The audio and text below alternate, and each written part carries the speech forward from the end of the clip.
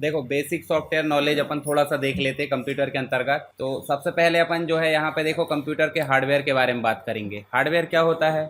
जो फिजिकल चीज़ें होती है। इसका मतलब हो जाता है कंप्यूटर हो गया, माइक्रोफोन हो गया, लैपटॉप हो गया जो सामने दिख रहा है हमारे, मॉनिटर हो गया, एलईडी स्क्रीन, जो भी है वो सब क्या कहलाते हैं? कंप्यूटर के हार्डवेयर कहलाते हैं। जैसे उदाहरण के लिए देखें तो कंप्यूटर के हार्डवेयर को कुछ प्रकार बांटा गया है। जैसे इनपुट डिवाइस, मान लो मैं माउस से ऑपरेट कर रहा हूँ तो मैं क्या कर रहा हूँ? उसको इनपुट दे रहा हूँ। ठीक है, कीबोर्ड से मैं कुछ लिख रहा हूँ, इसका मतलब मैं इनपुट दे रहा हूँ। तो इनपुट डिवाइसेस के अंतर्गत ये सारी चीज़ें आ जाती है। आपने देखे भी होंगे, ये भी देखे होंगे आपने, बारकोड रीडर। बारकोड रीडर बोले तो कुछ लाइंस रहती है, वो उसका कुछ कोड रहता है, उसको रीड करके हमारे कंप्यूटर में फीड करता है, यानी कि इनपुट करता है। ये जॉयस्टिक होता है, वीडियो गेम खेलने के लिए उपयोग होता है। टच पैनल आप उपयोग करते ही हो, हर एक व्यक्ति के हाथ में टच पैनल होता है। टच पैड भी होता है, ठीक है, टच पैड लैपटॉप में देखे होंगे आपने। इसके अलावा MICR, चेक और DD यूज़ करते होंगे आप बैंक में, तो बैंक में जो चेक और DD रहते हैं उसके नंबर को पढ़ने का काम करता है। ट्रैक बॉल देखे हो? नहीं देखे? ट्रैक बॉल आपने पहले, जब पुराने ज़माने की बात है, ट्रैक बॉल था, पर ट्रैक बॉल को अपग्रेड कर दिया गया जाए तो क्या बन गया? ट्रैक पैड बन गया। इसके अलावा स्कैनर हार्ड कॉपी को सॉफ्ट कॉपी में बदलता है। मान लो कोई फोटो है कंप्यूटर में लाना तो स्कैनर।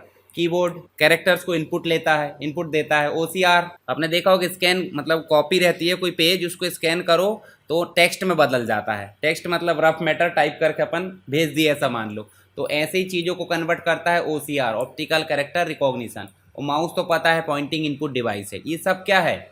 ये सब इनपुट डिवाइसेस है, ठीक है। इसके अलावा यहाँ इसके लिखा भी है। अब बात करते हैं प्रोसेसिंग डिवाइस। प्रोसेसिंग मतलब जो भी चीज़ें इनपुट के द्वारा दी जाएगी वो जाकर कहाँ रुकेगी? प्रोसेसिंग में, यानी कि गुणा भाग करना है, कैलकुलेशन, अर्थमेटिक, लॉजिक, सारी चीज़ों की गणना कौन करती है? प्रोसेसिंग यूनिट, जिसे हम बोल देते हैं CPU, सेंट्रल प्रोसेसिंग यूनिट। इस प्रकार का रहता है। देखो हम इस डब्बे को CPU बोल देते हैं, डब्बा CPU नहीं है। क्या है? ये कैबिनेट है। कैबिनेट के अंदर क्या है? मदरबोर्ड। मदरबोर्ड में फ़ैन है, फ़ैन के अंदर एक छोटी सी चिप लगी होती है जिसका नाम है CPU, ठीक है। उस CPU के चक्कर में पूरे डब्बे को हम CPU बोल देते हैं। अब इसकी रेंज आती है अलग अलग। भाई CPU अलग अलग प्रकार के हो सकते हैं। वो क्या रहते हैं? जैसे डुअल को, पहले पेंटियम आते थे, फिर डुअल कोर आते, फिर i3, i5, i7, i9। तो सबसे ज़्यादा हाई पावर किस में रहता है? i9 में। उसके बाद इनकी जनरेशन भी चलती है, फर्स्ट जनरेशन से लेकर अभी 14 जनरेशन तक। यानी सबसे लेटेस्ट कौन सी है? 14, ठीक है। आप 10th के आसपास भी चल रहा है तो लेटेस्ट मानी जाएगी, क्योंकि 10th भी हर साल तो नया आ रहा है, कितना अपडेट हो गया व्यक्ति, तो इसलिए 10th भी ठीक है। CPU के मुख्य रूप से 3 पार्ट होते हैं, ALU, CU और रजिस्टर। ALU मतलब हो जाता है अर्थमेटिक लॉजिक यूनिट। तो अर्थमेटिक मतलब गुणा भाग, लॉजिक मतलब बड़ा छोटा है, तार्किक गणना है। तो इनको करता है कौन? CPU, यानी कि ALU के माध्यम से। CU का मतलब कंट्रोल यूनिट। कंट्रोल यूनिट क्या करता है? जो भी काम हो रहा है उसे मॉनिटरिंग करता है, यानी कि काम हो रहा है, किसको मेमोरी एलोकेट हुई है, किसको नहीं हुई है, रिसोर्सेज कैसे मैनेज किए जा रहा है, सारी चीज़ों को देखने का काम कौन करता है? CU, बोले तो कंट्रोल यूनिट। फिर एक होता है रजिस्टर। अब ये कंट्रोल यूनिट जब काम करेगा या ALU काम करेगा तो उसको गणनाएँ करने के लिए कुछ मेमोरी लगेगी कि नहीं लगेगी? रखेगा कहीं ना कहीं। तो CPU की अपनी खुद की मेमोरी होती है जिसे हम बोल देते हैं रजिस्टर्स, ठीक है। अब हम अपन जैसे रजिस्टर में लिख लेते हैं कि नहीं, वैसे ही रजिस्टर उसके पास में मेमोरी है CPU की। तो ये 3 पार्ट होते हैं किसके? CPU के, ALU, CU और रजिस्टर, डेटा स्टोरेज के लिए। उसके बाद इनकी बताएं मैंने i3, i5, i7, i9। और ऐसे ही AMD में देखोगे एक नई सीरीज़ आ गई है, इंटेल आता है i5, i7 इसके हिसाब से, और AMD की सीरीज़ आ गई जो राइजन के फॉर्मेट में चलती है, राइजन 3, राइजन 5, राइजन 7, राइजन 9। तो हम ऐसे इसको कोरिलेट कर सकते हैं, i3 को राइजन 3, i5 को राइजन 5, 7 और 9, ठीक है। लगभग ऐसे आप मान सकते हैं। तो राइजन वाली सीरीज़ थोड़ी सी सस्ती आती है और इंटेल वाली सीरीज़ थोड़ी सी महंगी आती है, 1000-2000, ज़्यादा डिफरेंस नहीं, पर कैपेसिटी दोनों ही सेम रहती है, 9977। चलो आगे देखो, आप बात कर रहे हैं मेमोरी की। तो मेमोरी अभी बताया मैंने, मेमोरी मतलब स्टोरेज कैपेसिटी, यानी कि जिसमें हम स्टोर कर सकते हैं। तो मेमोरी अलग अलग बांटी गई है। कुछ होती है प्राइमरी मेमोरी। प्राइमरी का मतलब क्या हो जाता है? जो प्राथमिक उद्देश्य बोले तो कंप्यूटर को चालू रखने, करंट में जो गणनाएं चल रही है, प्रोसेसिंग चल रही है, उनको मैनेज कौन करता है? Primary memory. अब बात करते हैं किसकी? भविष्य में स्टोर के लिए, यानी कि फ्यूचर में हमको चाहिए भी, तो फ्यूचर में स्टोर करने के लिए ज़रूरत होती है सेकेंडरी। हार्ड डिस्क चलती थी पहले, अभी भी चलती है, पर लेटेस्ट नहीं है, लेटेस्ट SSD है। ठीक है। पेन ड्राइव चलती है, बहुत कम हो गया चलन इसका भी, क्योंकि पेन ड्राइव कब चलती थी, जब डाटा इधर उधर। अभी मोबाइल में आप व्हाट्सअप में भेज दे रहे हैं, कहीं से भी कुछ भी, किसी को फ़ोटो प्रिंट करना है यहीं से फेंक दिए, मतलब व्हाट्सअप से व्हाट्सअप, मेल तो बहुत कम यूज़ करते हैं। तो पेन ड्राइव भी स्टोरेज के लिए यूज़ की जाती है। अब बताओ मुझे, ये तो होगी प्राइमरी, ये हो गई सेकेंडरी, और ये भी सेकेंडरी है, पर कैसी है, पोर्टेबल। पोर्टेबल का मतलब रिमूवेबल, यहाँ से निकाल के वहाँ लगाए, वहाँ से निकाल के इधर लगाए। पर हार्ड डिस्क को निकाल के लगाते हैं क्या, लगी है, इसलिए उसको सेकेंडरी बस बोलेंगे। सेकेंडरी मेमोरी में वो प्राइमरी है, मतलब अगर बात करें मेमोरी की तो प्राइमरी और सेकेंडरी, पर ओनली सेकेंडरी की बात करें तो सेकेंडरी में बहुत सारी है। तो सेकेंडरी मेमोरी में प्राइमरी सेकेंडरी मेमोरी है फर्स्ट। पर अभी की डेट में क्या आ गई है, एसएसडी। ठीक है, टेप भी आते थे पहले, देखे होंगे ना, टेप कैसेट, तो ये भी मैग्नेटिक टेप है। माइक्रो, ये कार्ड भी आते थे। अभी कार्ड का चलन भी कम हो गया है। 128 GB, 256 GB, 512 GB की मोबाइल आने लगे, तो इसकी क्या ज़रूरत 8 GB की, कोई ज़रूरत है। एक तो आधा 1 घंटे का अगर अपन ने फुल HD वीडियो रिकॉर्ड कर लिए तो ये 8 GB में भी आएगा नहीं, 10-12 GB हो जाएगा वो, तो फिर ज़रूरत है कि उसकी नहीं। ये रोम है, रोम का मतलब रीड ओनली मेमोरी। ठीक है, आप कंप्यूटर चालू करते होंगे तो कुछ कोड जनरेट होता होगा, F1 दबाओ, ये एंटर मेंटर जो भी नॉर्मली होता है कि नहीं होता है, तो वो कोड स्टोर होता है रोम में, रीड ओनली मेमोरी में। यानी कि ऐसे प्रोग्राम जो परमानेंट वहाँ पे स्टोर होते हैं, BIOS program, basic input output system, तो वो कहाँ रहते हैं, रोम में। और रैम जो होती है, रैम भी प्राइमरी मेमोरी है, पर वो क्या करती है, प्रोसेसिंग करने का काम करती है। मतलब प्रोसेसिंग वो नहीं करती, पर करंट में प्रोसेसिंग को मैनेज करती है। अब मान लो रैम कम है तो क्या होगा, स्लो चलेगा। ये कम रहे चलेगा, एप्लीकेशन इंस्टॉल नहीं होगा, कोई दिक्कत नहीं। पर करंट में कंप्यूटर वर्किंग रहेगी तो सीपीयू के अकॉर्डिंग रैम भी रहना चाहिए। मान लो i5 आपने लिए हो तो i5 के अकॉर्डिंग मिनिमम रैम कितनी होना चाहिए, 8 GB। i9 ले रहा तो 16 GB होना चाहिए, 32 GB होना चाहिए। i3 है तो 4 GB में चल जाएगा, पर 8 GB रहना चाहिए आज की डेट में। 8 GB से कम कोई कंप्यूटर है तो वो अच्छा नहीं चलेगा। ठीक है, ना तो लेटेस्ट सॉफ्टवेयर चलेंगे। तो यहाँ लिखा देखो, रैम है, रोम है, हार्ड डिस्क है, एसएसडी है, पेन ड्राइव है, सब स्टोरेज डिवाइस है। इसके अलावा आउटपुट डिवाइस की अगर बात करें तो आउटपुट डिवाइस ऐसी होती है जो परिणाम को प्रदर्शित करती है, या तो वो कागज़ पे करेगी, या तो डिस्प्ले में करेगी, या जैसे भी। अब प्रदर्शित करने का मतलब ये नहीं कि प्रदर्शित, सुनाई भी देती है। मान लो हमने गाना प्रोड्यूस करे यहाँ पे, है ना, कंपोज करी म्यूज़िक वगैरह, उसको फिर सुनेंगे कैसे, हेडफोन हो गया, स्पीकर हो गया, ईयरफोन है। तो उसके बाद है देखो, प्रिंटर क्या करता है, प्रिंट करके देता है। ये भी प्रिंट करके देगा, पर ये प्लॉटर है। आपने रेडियम आर्ट वाली दुकान देखे हो, है ना, जय माता दी लिखवा लेते हैं अपन गाड़ी में, है ना, तो वो प्रिंट नहीं होता, वो सीट रहती है ऑलरेडी, उसमें जय माता दी काटता है, वो प्लॉट करके देता है। प्लॉटिंग समझते कि नहीं, है ना। प्लॉटिंग करना मतलब बड़े खेत को प्लॉट कर देना, बोले तो काटना छोटे छोटे भागों। ऐसे ही ये बड़ी सीट को प्लॉट करना है, बोले तो प्लॉटर, नाम से स्पष्ट है। अगर आप उधर जानते तो इधर जाने लोगे, पर ऐसे सीधे जानोगे तो पगला जाओगे। प्लॉटर क्या है, तो प्लॉटर का मतलब वही है कि बनी बनाई सीट में पहले से उसको डिज़ाइन बना देता है। ठीक है, सीधा निकाल के चिपकाता है वो, है ना, कि प्रिंट करता ना, जो जो हमने कमांड दी उसको स्क्रैच मतलब जो है बना देता है। प्रोजेक्टर भी पता आपको, स्क्रीन पे दिखाने का काम करता है। मॉनिटर तो पता ही है। तो सब आउटपुट डिवाइस है। ठीक है, इसके अलावा यहाँ देखोगे मदरबोर्ड। तो मदरबोर्ड मतलब जिस प्रकार घर में मम्मी की भूमिका रहती है, वैसे कंप्यूटर में मदरबोर्ड की भूमिका रहती है, इसलिए उसका नाम मदरबोर्ड है। ठीक है, पापा बोर्ड क्यों नहीं रखे, मदरबोर्ड ही क्यों रखे। सबसे ज़्यादा इफेक्ट किस में पड़ता है, अच्छा बताओ, मम्मी ना रहे घर में तो क्या होता है, कुछ नहीं होता। देखो, पापा कमाने वाले मालूम है, सब कुछ वही कर रहे हैं, परंतु मम्मी न रहे तो घर बिखर जाता है। समय पे खाना नहीं बनेगा, कपड़े लत्ते इधर उधर पड़े रहेंगे, साफ सफाई बिखर जाएगी। ठीक है, समय पे कोई काम होगा क्या।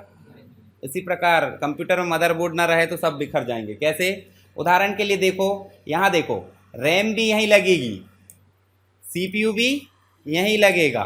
ठीक है, power supply, mother keyboard mouse हो गया, बीजीए हो गया, यूएसबी हो गई, इंटरनेट हो गया, साउंड का जो सिस्टम है वो हो गया।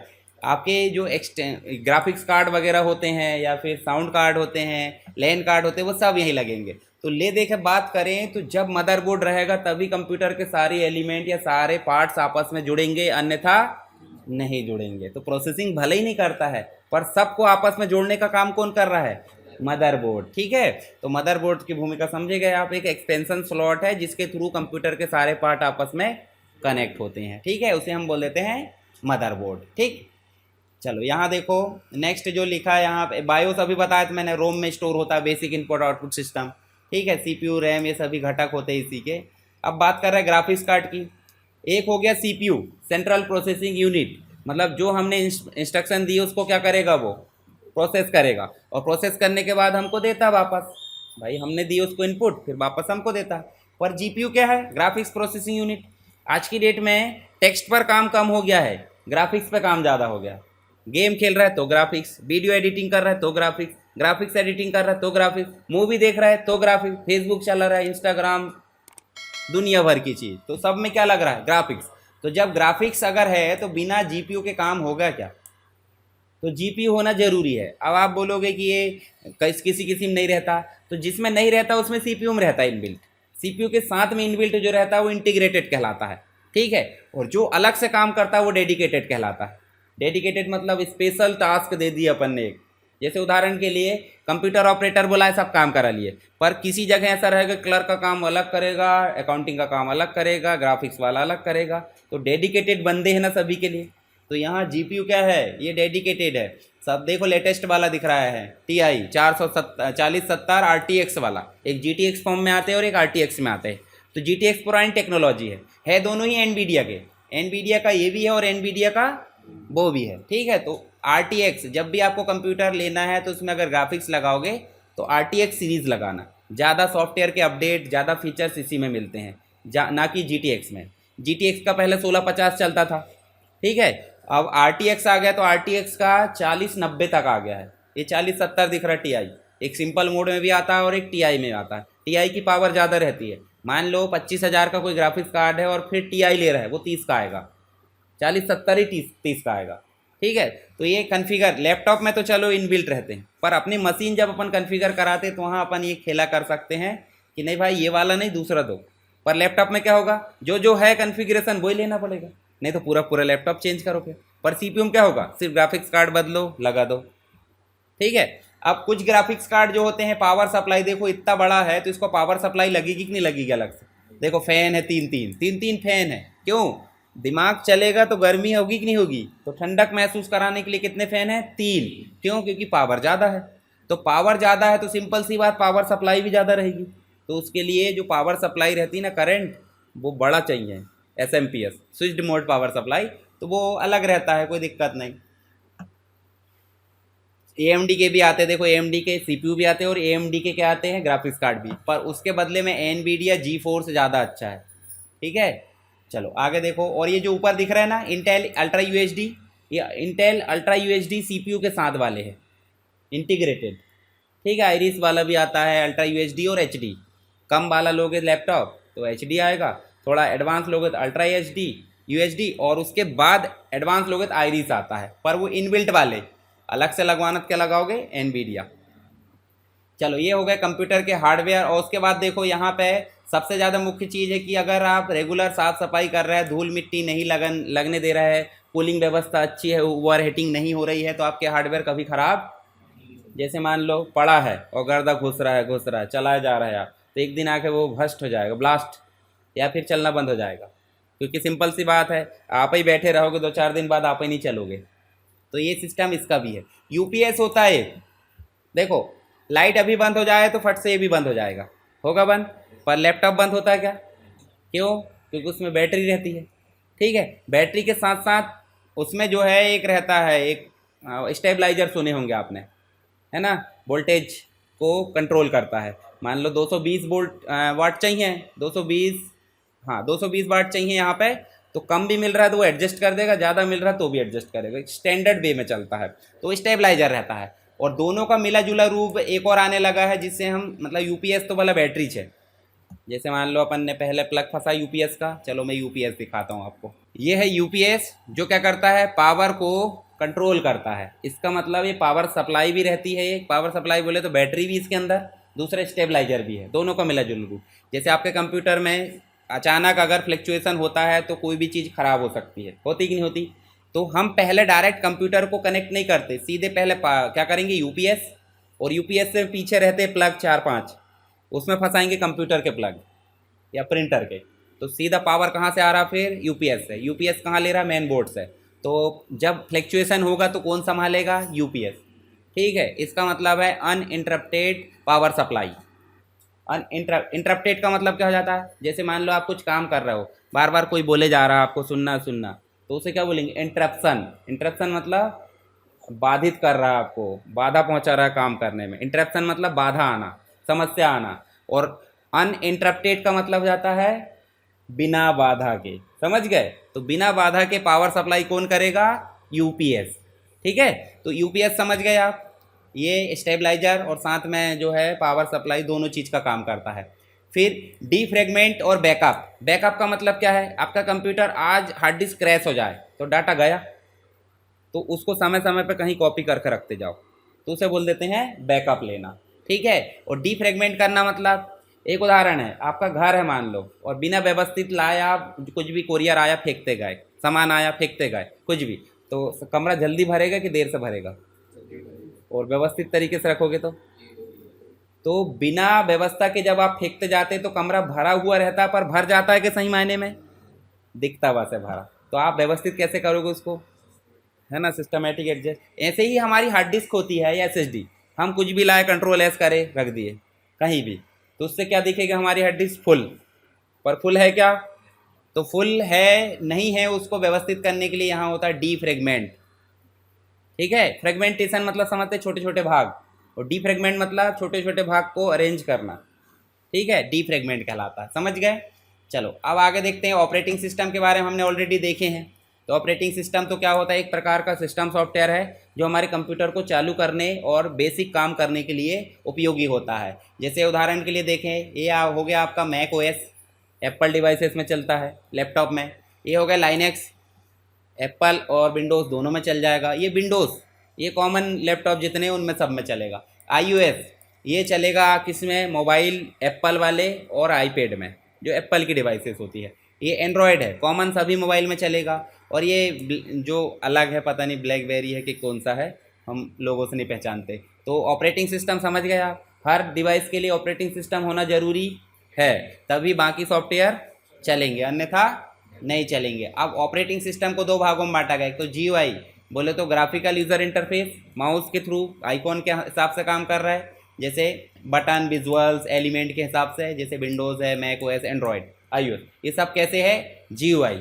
कुछ होते हैं सीएलआई या कॉमन कमांड लाइन इंटरफेस, या फिर आप बोल दो कैरेक्टर यूज़र इंटरफेस। तो ये कैसे होते हैं, सिर्फ टाइप करके देते हैं। जैसे मान लो हम ये CMD टाइप करें, अब यहाँ जाओगे तो कोई आइकॉन तो दिख नहीं रहा है, यहाँ आप टाइप करोगे, टाइप करके कैसे दोगे, इंस्ट्रक्शन दोगे तब काम करेगा। जैसे मैं कमांड लिखता हूँ DIR, तो देखो ये मेरे को आंसर दिया है। तो कैसे इनपुट ले रहा है वो, कमांड के थ्रू। आउटपुट कैसे दे रहा है, टेक्स्ट के थ्रू। तो इसलिए बोल रहे हो उसे कमांड लाइन इंटरप्रेटर या इंटरफेस। यहाँ देखो MS-DOS, लाइनेक्स, टर्मिनल, यूनिक्स, ये सब कैसे है, CLI है। कुछ होते हैं मल्टीटास्किंग। मल्टीटास्किंग का मतलब क्या है, एक से अधिक काम कर सकते हैं अपन। ठीक है, इसके अलावा रियल टाइम होते हैं, कुछ होते हैं अलग अलग प्रकार के, पर यहाँ ज़्यादा नहीं देख रहा। रियल टाइम का मतलब गेम खेलते कि नहीं खेलते, खेलते हैं ना। गेम खेलते हुए अपन ने दुश्मन को बंदूक चलाए तो सीधे लगना चाहिए समय पर जाकर, अगर नहीं लगी तो अपने को मार देगा। थोड़ा बहुत हो भी जाता, अपन गेम में मर भी गए तो कोई दिक्कत होती, पर रियल में मर गए तो होगी ना। अच्छा चलो एक और उदाहरण, मिसाइल लॉन्च की जाती है, रॉकेट लॉन्च की जाती है। चलो मिसाइल लॉन्च कर रहा है, पाकिस्तान की मिसाइल हमारी तरफ आ रही है और हमने मिसाइल लॉन्च करे हैं। मिली सेकेंड का फ़र्क रहता, पता है आपको, मिसाइल में सेकंड भी नहीं, मिली सेकेंड। अगर हम 10 मिली सेकेंड लेट हो गए और तो क्या होगा, पाकिस्तान की मिसाइल इधर दाग देगा वो, समझ गए। तो उसमें लेट होना सही लग रहा है क्या, मिसाइल में नहीं। तो जो रियल टाइम ऑपरेटिंग सिस्टम होते हैं दो कैटेगरी में होते हैं, एक तो सॉफ्ट होता है और एक हार्ड होता है। सॉफ्ट वाला कहाँ काम आएगा, गेम में। अब ऐसे अपन यूज़ करते हैं, थोड़ा बहुत घूम रहा है तो वो रियल टाइम थोड़ी है, घूम रहा 5 मिनट में घूम के ख़त्म हो जाएगा, पर गेम में ख़त्म होगा नहीं, गेम में चले जाता है ठीक ठाक। तो गेम हो गया आपका soft real time operating system, और मिसाइल वाला कैसा हो गया, हार्ड रियल टाइम, मतलब एक्यूरेट, जितना समय दिया उतना ही होना चाहिए, अन्यथा। आप देखे होंगे जब चंद्रयान या मंगलयान लॉन्च होता है तो उसमें देखना सेकेंड आवर्स चलता है, फिर मिनट चलता है, फिर सेकेंड, फिर मिली सेकेंड, 60 घूमता है ना सबसे लास्ट वाला, तो मिली सेकेंड के हिसाब से काम चलता है रॉकेट लॉन्चिंग है उसमें। तो कहाँ काम आता है? रियल टाइम रॉकेट लॉन्चिंग या मिसाइल में। बाकी समय तो कोई दिक्कत नहीं, चल जाता है। ट्रैफिक कंट्रोल में भी रियल टाइम चाहिए। क्यों? क्योंकि इधर का जा रहा है गाड़ी और इधर का हरी झंडी दे दी तो टकरा गए, है ना, तो वो भी रियल टाइम चलेगा, पर थोड़ा बहुत चल जाता है। चलो, प्रमुख ऑपरेटिंग सिस्टम विंडोज़ है हमारा, जो हम चला रहे हैं अभी, जिसका सबसे लेटेस्ट वर्जन कौन सा है? 2021 में लॉन्च हुआ विंडोज़ 11। बहुत अच्छी अच्छी विशेषता है उसमें, वो कोई दिक्कत नहीं, पढ़ लेना। शुरुआत के कुछ देख लेते हैं। जैसे देखो, मैंने बताया था विंडोज़ 1.0 से आया था, फिर धीरे धीरे एक्सपी आया, एक्सपी से होता हुआ फिर अभी वर्तमान एक्सपी है, 7 है, फिर उसके बाद 8, 8.1 है, 10 है, और फिर क्या आ गया? देखो यहाँ अगर मायने में अगर देखें तो विंडोज़ 7 2007 में लॉन्च होना था, पर कोई दिक्कत नहीं भाई, अब उसको जब टाइम मिल रहा है तब कर रहा है ना। वर्जन का मतलब अलग होता है, ईयर का मतलब अलग होता है, ठीक है। तो 2000 विंडोज़ 7 का मतलब 2007 नहीं है। विंडोज़ 7 एक वर्जन का नाम है, जो कब लॉन्च हुआ? 2000, कायदे से 2011 में लॉन्च होना था विंडोज़ 11। तो ऐसा माइक्रोसॉफ्ट वाला ऐसा बंधा थोड़ी है कि विंडोज़ 11 11 में लॉन्च करूँगा, उसका वर्जन है। अब जैसे उदाहरण के लिए अगर बोले विंडोज़ कौन सा आएगा, 12 आ सकता है, 13, 14, जो भी, अभी पता किसी को नहीं है। तो जब वो आएगा तो वो 25 में भी आ सकता है, 26 में आ सकता है, 27 में, कोई फिक्स नहीं है। तो नवीनतम वर्जन कौन सा है? विंडोज़ 11। ऐसी मैक ऑपरेटिंग सिस्टम के चलते ज़्यादा हमको ध्यान नहीं देना है। सबसे लेटेस्ट इसमें देखो, यहाँ लड़कियों के नाम रहते हैं, सोनोमा, है ना, बहुत सारे रहते हैं, उसको अपन अब यूज़ नहीं करते हैं, तो अपने को ज़्यादा दिमाग भी नहीं लगाना है। ये देखो, ये कब कब लॉन्च हुए, देखो, ये सीरिया था, बिग सॉयर था, मॉन्टेरी था, वेंचोरा था, सोनोम। ऐसे ही iOS इसमें अपने आ जाते हैं, 16, 17, 18, मतलब इसमें नंबर चलते हैं। ऐसे लाइनेक्स क्या आते हैं? लाइनेक्स ओपन सोर्स है। ओपन सोर्स का मतलब कोई भी डाउनलोड करो, कोई चेंजेस करना चेंजेस करो और अपलोड करो, ऐसा काम कर सकते हैं अपन किस में? लाइनेक्स में, ठीक है। अब लिनस टोरवेल्ड्स ने इसको बनाया था, इसलिए उसका नाम लाइनेक्स पड़ गया, वैज्ञानिक के नाम पे लाइनेक्स। ऐसे ही आप कुछ बना लो तो आपके नाम सरनेम भी उसमें जुड़ जाएगा कुछ सॉफ्टवेयर में, फिर आप वो यूज़ करेंगे तो बोलेंगे हाँ ये फलान फलान व्यक्ति ने बनाया था। जैसे मोबाइल बनाने वाले ने हेलो कर दिया, तो हेलो बोलता ही व्यक्ति, हेलो बोलना नहीं चाहिए, है ना।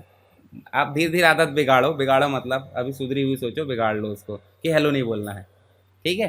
हेलो के बदले में कुछ भी बोल दो, ये डायरेक्ट चर्चा कर लिया करो ना। हेलो क्यों बोलते हैं? जैसे मान लो दोस्त को फ़ोन लगाया अभिषेक ने, हाँ भाई आज क्या हाल चाल, कहाँ चलना, बस, क्या दिक्कत है? अब मान लो किसी दूसरे ने फ़ोन उठाया, अच्छा मैंने सोचा उसने उठाया, कोई दिक्कत की बात है नहीं भाई, दूसरे ने फ़ोन उठाया वो उसकी गलती, अपनी गलती थे नहीं, अपन ने हेलो नहीं बोले ना, तो हेलो मत बोलो, सीधे चर्चा, ठीक है, या नमस्कार बोल दिया करो, कोई दिक्कत नहीं।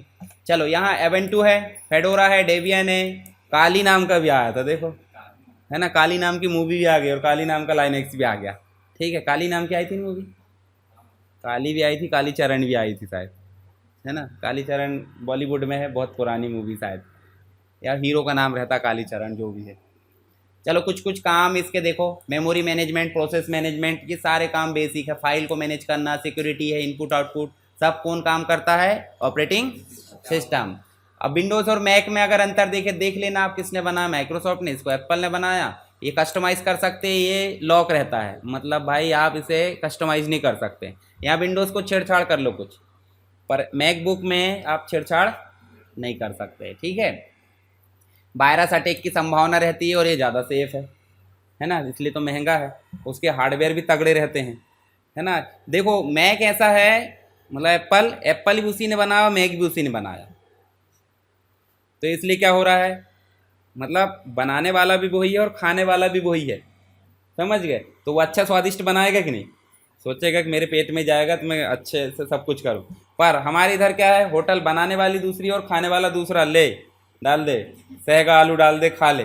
तो इससे क्या होगा, हमारा पेट कभी कभी पचा नहीं पाता, नहीं पचा पाता ना। ऐसे ही विंडोज़ जो है माइक्रोसॉफ्ट ने बनाया है, और ये HP, एसूस है, डेल है, या कॉम्पैक्ट है, SCL है, अलग अलग कंपनियों ने बनाया, कि एक ही ने बनाया क्या? मतलब ये हो गया ग्राहक कौन, जिसको ऑपरेटिंग सिस्टम विंडोज़ चलाना है। अब विंडोज़ बनाया दूसरे व्यक्ति ने और एक्सेप्ट दूसरा कर रहा है, तो कभी कभी पेट खराब होगा कि नहीं होगा।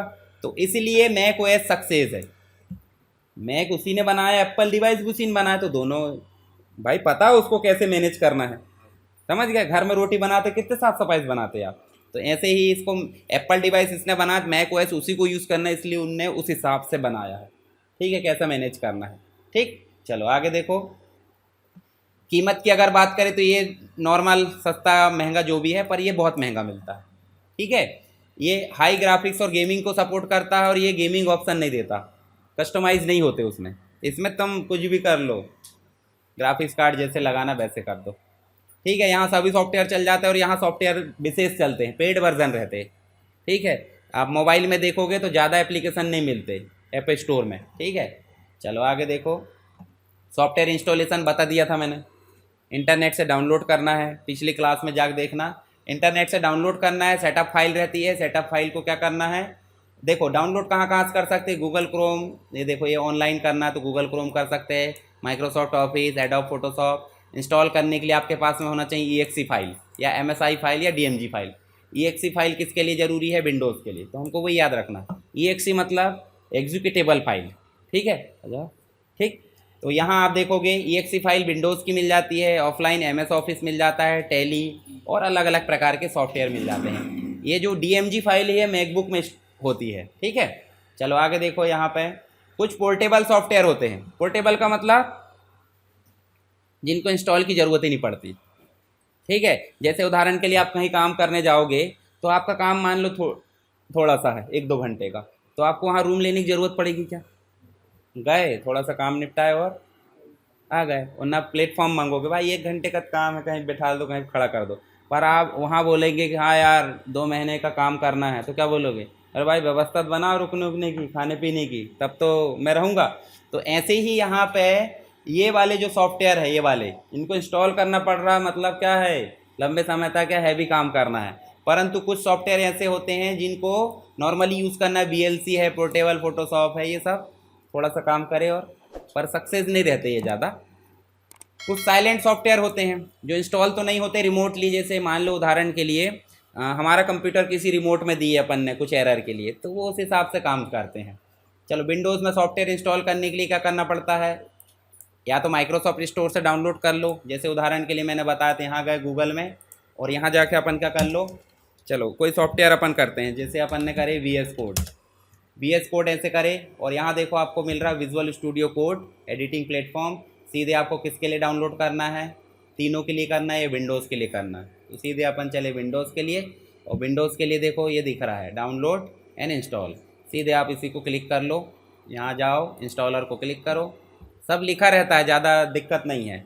देखो थैंक्स फॉर डाउनलोडिंग, और जैसे अपन ने डाउनलोड करे देखो यहाँ किनारे पे क्या होने लगा, डाउनलोड। ठीक है, अभी जैसे डाउनलोड हो जाएगा क्लिक करना है, क्लिक करने के बाद वो नेक्स्ट नेक्स्ट और इंस्टॉल हो जाएगा।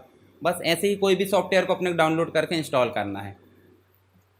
ये क्लिक करिए अपन ने, ये देखो पूछ रहा है एक्सेप्ट कर दो, नेक्स्ट करो, नेक्स्ट करो, फिर नेक्स्ट करो। यहाँ बोल रहा है कि आइकॉन डेस्कटॉप पे चाहिए, कहाँ कहाँ चाहिए, सब टिक कर दो, नेक्स्ट कर दो, फिनिश कर दो। ये देखो इंस्टॉलेशन प्रोसेस। चलो ऐसे ही किसी को भी इंस्टॉल कर सकते हैं, बस इंस्ट्रक्शन पढ़ते जाना, ऐसे नहीं कि क्लिक क्लिक करते जाओ। एक लड़का था मतलब अभी भी है, पर वो कंप्यूटर का काम अब नहीं करता, वो है 5वीं फेल।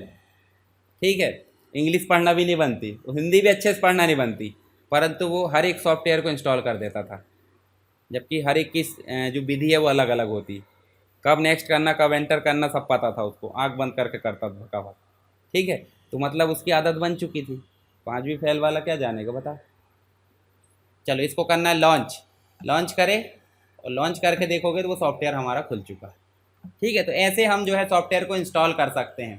कहाँ गया हमारा नोट्स, EXE फाइल करी अपन ने, कैसे पता EXE है, चलो जाकर देख लेते हैं। यहाँ जाओ देखो, ये देखो .exe लास्ट में दिखता होगा, दिख रहा है, ये एग्जीक्यूटेबल फाइल होती है। .exe मतलब एग्जीक्यूटेबल। कुछ जिप फाइल भी होती है जिसे एक्सट्रैक्ट करना होता है, लॉक होती है ना। ये देखो नेक्स्ट एग्री इंस्टॉल जो भी है सब स्टेप लिखी हुई है। मैक ओएस की बात की जा रही है, हमको नहीं करना। अब बात कर रहे हैं सॉफ्टवेयर अपडेट की। सॉफ्टवेयर अपडेट क्यों ज़रूरी है, आप अपने मोबाइल में अपडेट करते कि नहीं करते। हमेशा जो है कंपनी चाहती है कि वर्तमान समय में जो खतरे हैं, वायरस है, थ्रेड्स है, या जो भी अटैक हो रहा है, उनसे बचने के लिए कंपनी उसमें कुछ अपडेट करते रहती है, कुछ फीचर्स डालते रहती है, तो उसी को वो इंटरनेट में अपलोड करती है। और उसी के लिए हमारे पास में क्या आता है, गूगल प्ले में अपडेट आता है। ठीक है, एंड्रॉयड में अपडेट आता है, विंडोज़ में अपडेट आता है, या अन्य कोई एप्लीकेशन में अपडेट आता है। तो अपडेट का मतलब कुछ चीज़ें अपग्रेड होना, ठीक है, या तो वो नए फीचर्स हो सकते हैं, या तो एरर फिक्स हो सकती है, या फिर सिक्योरिटी अपडेट हो सकते हैं। तो इन चीज़ों के लिए क्या आते हैं हमारे पास में, अपडेट्स आते हैं। तो अपडेट के लिए यहाँ देखो सिस्टम की परफॉर्मेंस बेहतर हो जाती है, सिक्योरिटी फीचर, साइबर हमले से बचाव, ये सारी चीज़ मिलती है। तो सिंपल आपको कहाँ जाना है, विंडो के लिए स्टार्ट, और यहाँ लिखना UPDATE, ये देखो चेक फॉर अपडेट, इसको क्लिक करोगे, देखो यहाँ लिखा है, अभी अप टू डेट लिखा जरूर है, आपकी इच्छा नहीं मान रही थी, यहाँ चेक कर लो फिर से। यहाँ देखो और कुछ कुछ ऑप्शन है, जैसे देखो get the latest update as soon as they are available, मतलब जब भी कोई लेटेस्ट अपडेट आए तो क्या हो, यहाँ पे आ जाए। तो उसके लिए क्या रखना आपको, ऑन। ये विंडोज़ 11 में है। अगर नहीं करना है तो देखो वो बोल रहा है नहीं है आपके पास में कोई अपडेट अभी, क्योंकि ऑलरेडी ऑटोमेटिक अपडेट करके रखा मैंने। तो जब भी अपडेट आते हैं खुद ब खुद आ जाते हैं, इंस्टॉल हो जाते हैं, क्योंकि इंटरनेट कनेक्ट रहना चाहिए। कभी कभी आप चाहते नहीं कि इंटरनेट यूज़ नहीं करने देना, अभी अपडेट मत होने दो, वाईफाई नहीं है, तो आप इसको कर देना पॉज। और कितने दिन के लिए करना, 1 हफ्ते के लिए, 2 हफ्ते के लिए, या जैसे भी पॉज कर सकते हैं। अपडेट हिस्ट्री देख सकते हैं आप, एडवांस ऑप्शन में जाके आप और देख सकते हैं कि देखो कोई अपडेट अवेलेबल तो नहीं है। जैसे ऑप्शनल अपडेट में जाओगे, यहाँ देखो आपको ऑप्शनल अपडेट में दिख रहा है रियल टेक सेमीकंडक्टर कॉर्पोरेशन वाला, इसको डाउनलोड कर दो। देखो ये अपडेट था, ये डाउनलोड होने लगा और खुद ब खुद इंस्टॉल हो जाएगा। ये देखो हो भी गया इंस्टॉल कंप्लीट। कुछ अपडेट ऐसे होते हैं जो रीस्टार्ट मांगते हैं, मतलब ज़्यादा हैवी फीचर्स आएंगे तो अपने आप को संभाल नहीं पाते। उदाहरण के लिए आप कुछ मेडिसिन ऐसी खा के निकल लेते काम धंधे पे पढ़ने के लिए, पर कुछ मेडिसिन के लिए डॉक्टर बोलता है कि 2 घंटे की नींद लेना जरूरी है, पसीना निकलेगा, है ना, नहीं तो क्या होगा, शरीर पर रिएक्शन हो जाएगा। तो ऐसे यहाँ अपडेट आते हैं तो क्या बोलता है वो, कुछ के लिए कोई दिक्कत नहीं चलने दो, पर कुछ के लिए बोलता है रीस्टार्ट करो। समझ गए कॉन्सेप्ट। चलो आगे देखते हैं। विंडोज़ अपडेट हो गया, इसको बंद करो। उसके बाद मैक ओएस का कोई दिक्कत नहीं, थर्ड पार्टी अपडेट करना है, जैसे उदाहरण के लिए गूगल क्रोम है। गूगल क्रोम में आप 3 डॉट दिख रहा है, 3 डॉट में जाओगे और यहाँ हेल्प में जाओगे तो देखो यहाँ मिलेगा अबाउट। अबाउट का मतलब क्या है, गूगल क्रोम के बारे में। जैसे आप इस पर क्लिक करोगे तो बोल रहा है चेकिंग अपडेट, देखो देखो अपडेट होने लगा। तो ऐसे भी अपडेट कर सकते हैं। अगर वो बोलता मैनुअली तो मैनुअली भी कर देते अपन, नहीं बोल रहा है तो ऑटोमेटिक है, कोई दिक्कत नहीं। तो गूगल क्रोम का है। ऐसे ही हर सॉफ्टवेयर, जैसे इसमें जाओगे माइक्रोसॉफ्ट एज में तो यहाँ भी जाकर देखोगे 3 डॉट में, तो यहाँ भी मिलेगा आपको, देखो अबाउट करके, ये देखो हेल्प में, और यहाँ मिल रहा है अबाउट, ये दिख रहा है। अब यहाँ अबाउट में जाओगे देखो फिर चेक करने लगा, बोल रहा है अप टू डेट। ठीक है, तो ऐसे थर्ड पार्टी ऐप को अपन क्या कर सकते हैं, अपडेट। अब बोल रहा है जो भी आपने चेंजेस करे हो मतलब अपडेट में, उसको आप रीलॉन्च करो। बोले तो इसको बंद करो और फिर से स्टार्ट करो, तो उससे क्या होगा, अपडेट फीचर अप्लाई हो जाएंगे। तो चलो कोई दिक्कत नहीं, कर लो रीलॉन्च, सब में हो जाता है ना, मतलब जो थर्ड पार्टी वाले बताए मैंने सब में हो जाते हैं। ठीक है, परंतु अगर विंडो की बात करें तो विंडो 10 भी अपडेट होता है, अभी 25 तक है उसका लाइफ, उसके बाद वो अपडेट नहीं होगा, मतलब सिक्योरिटी फीचर्स कुछ नहीं आएंगे उसमें। फिर विंडो 10 चलाना खतरा है, क्योंकि माइक्रोसॉफ्ट उसके लिए जिम्मेदार नहीं रहेगा। पर 11 अगर चलाओगे तो माइक्रोसॉफ्ट भी जिम्मेदार है, क्योंकि वो अपडेट दे रहा है। आपके मोबाइल में कितने दिन तक अपडेट आता है, 2 साल तक, उसके बाद 1 साल का सिक्योरिटी अपडेट भी मिलता है। ठीक है, तो मैक्सिमम 3 साल, तो 3 साल तक ही मोबाइल चलाना, उससे ज़्यादा मोबाइल खतरा क्यों है, क्योंकि सेंसिटिव डाटा है, कोई भी स्पाईवेयर कुछ भी है तो वो छीन सकता है। ठीक है, तो आप क्या करें मोबाइल को, तो भाई आधी कीमत में बेच दो, जैसे बेचना है पर बेच दो।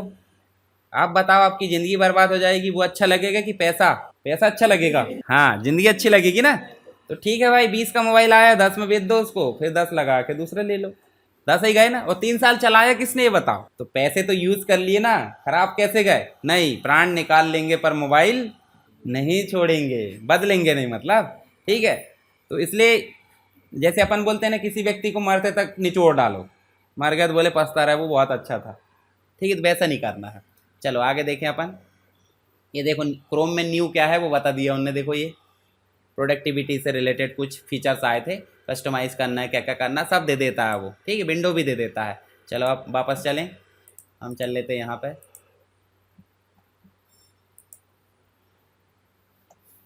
नेक्स्ट क्या है, कुछ और कुछ नहीं है। चलो यहाँ देखो वार्निंग लिखी कुछ, केवल विश्वसनीय वेबसाइट से ही सॉफ्टवेयर डाउनलोड करें। विश्वसनीय का मतलब HTTPS होना चाहिए। ठीक है, नहीं है।